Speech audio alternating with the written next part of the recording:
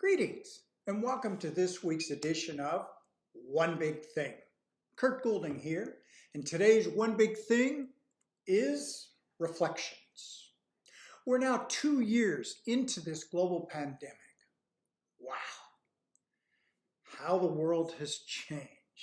Oh my. On June 12th, 1987, the single most important speech in modern history was given by then President Ronald Reagan in Berlin. And he said, "Mr. Gorbachev, tear down this wall." Now that speech was the catalyst for the ultimate demise of the former Soviet Union. It was also the beginning of a wave of global governments moving to a more open, capitalistic economic system.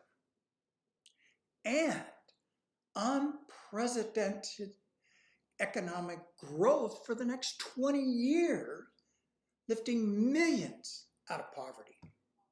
And now, with this pandemic, we're seeing an unprecedented move to tyranny and authoritarianism by governments, including the US. Suddenly, only the unelected bureaucrats, the folks that have never had a real job in the private sector where, performance is measured. Only these clowns know what's best for us peasants, and they rule over us. It's truly heartbreaking. Freedoms, personal responsibility, out the door. Only the government knows what's best. Really? And now as we watch what's going on, particularly with Russia and China and what they're doing militarily, it's a little bit nerve-wracking. And of course, the US administration lacks the internal fortitude and spine and desire to stand up to either of them. Our U.S. Defense Secretary is more concerned about gender equity, white supremacy, social justice, rather than having the best, the strongest, the most equipped and modern military in the world. Peace through strength, which we did have 18 months ago. And listen, if China and Russia make the moves on Taiwan and the Ukraine, that's not good for global markets.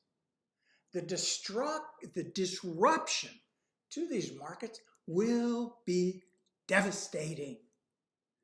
However, there is hope. There are people waiting for times such as these to rise up and unify the free world. In the meantime, we're in a hurry up and wait mode for the next government report. People are going on holiday. It's slow. Export sales and shipments are running a bit behind needed paces to support these prices, and farmers are flush with cash. They're in no hurry. So let's see what happens in January. We'll have a better feel about what's going on in the Southern Hemisphere as far as crop developments and plantings.